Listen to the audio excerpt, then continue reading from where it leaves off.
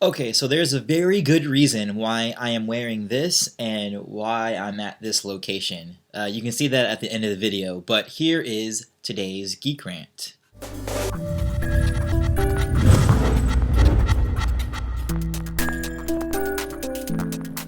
Hey guys, welcome to my Geek Rant. So today I'm going to be talking about Star Wars number 5, Marvel's comic book series, on the ongoing engagement of Han Solo, Leia, and Luke Skywalker. So today, or in this comic I should say, we're following pretty much everyone except for Vader. I really liked how cinematic this comic felt. I felt that I could easily see this working in a screenplay or working on film.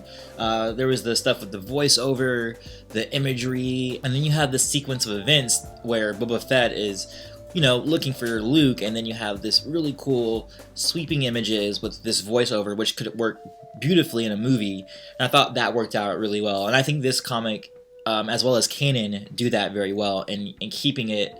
Comic books should sort of be a cinematic experience because it is this very visual, and while it's not, there's no audio to it, you definitely can put it in there if you want to, and I always enjoy that about this comic and Canon in particular, and it continues doing that very, very well. As I said before, Boba Fett is back, and he's back in a big way in the canon. As we know, at least right now in the official canon, all we know of him is that he stands on the side and that he's supposed to be badass, but we don't know why. And then we get in this comic why he's so badass, or at least why he's so feared. No, we get some moments in here where he's being a badass as well, which I thought was really awesome. I like that we are going to be able to see, Boba Fett in the way that he is now. And there even was an interview with Kathleen Kennedy, because there's a rumor right now that there's going to be a Boba Fett spin-off film, to the point where it's almost confirmed, and she says that Boba Fett is one of the #1 priorities at Lucasfilm right now, which is really exciting. And to see this too shows that they're giving respect to this guy, and they're showing why he's as feared as he is in the galaxy. And he's also extremely ruthless. There's even a sequence in this comic that made me feel a little bit uncomfortable on how he handled that situation and how heartless he was, which, I mean, that's him, he's Boba Fett, but still, even seeing that and experiencing that and reading that, it made me feel a little bit uncomfortable to be like, wow, I thought there were some things that were off limits, but nothing seems to be off limits for this guy. We also get to follow Leia and Han, but I felt it was sort of a forced storyline. Leia needed to make a run, and she's like, well, I guess you're the best pilot around, or you're the only one who's here, so come with me, which seemed kind of convenient. But it was played off really well. I like that the interplay between the two of them was done very well, and I think that the dialogue between them, it was very Leia and Han, but I do feel like they're hinting at their relationship too much too soon. This is only a week or so after A New Hope, and I don't think they would be so close as they are, or not so close, but bickering with the sexual frustration underneath, under the subtext. I think that would progress a little bit more and then culminates in Empire Strikes Back. I feel like they're just hinting at it too much, hey, these guys are gonna get together, they like each other.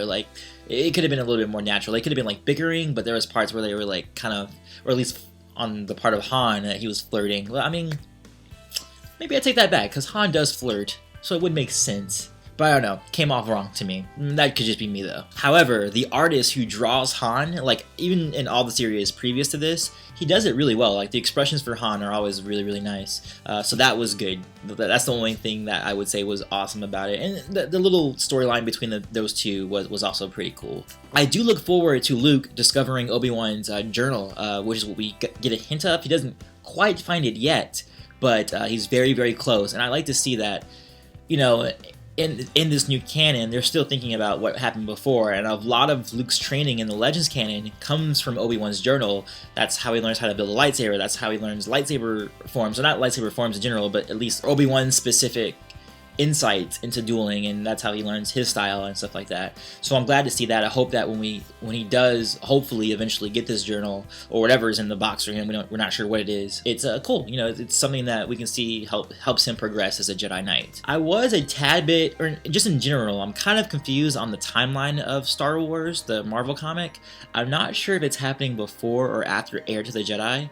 I want to say it's happening after, because there's a point in time where Luke does find a lightsaber and like deconstructs it and sees how to. This is something I shouldn't even be talking about this right now. If anybody in the comments knows like if Heir to the Jedi is before or after this, I would appreciate knowing that because I'm not quite sure. But like always, there's a cliffhanger at the end of this comic book, and it makes me wonder how Luke is going to get out of the situation, because he's not skilled yet, and I don't know what he's going to do, but we'll see. So, an explanation of what this is about and why am I in a new location. I've been kind of holding this back, and this is the reason why I haven't been as frequent on YouTube, at least in the past week. I usually post videos weekly, but I'm like over right now. I think I'm like 8 or 9 days over my upload time period. But I'm actually shooting another lightsaber duel, but this time it's a very intense lightsaber duel. It's going to be a costumed one, which you guys know I usually don't do. I usually do non-costume fights. So I'm going to be playing an outcast Jedi that takes place after episode 6. I'm going to be fighting a certain someone, one of the villains from episode 7. I'm just going to let you look at this video, and I'm going to send you guys on your way so you guys can get a little bit of a tease. But of course, peace, love, and may the Force be with you. Always.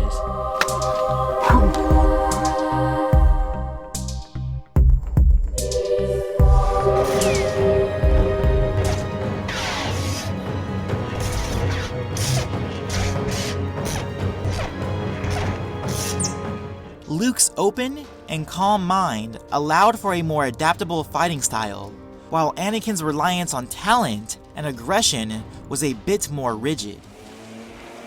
No, why are you mowing your lawn right now? I'm recording a Let's Play.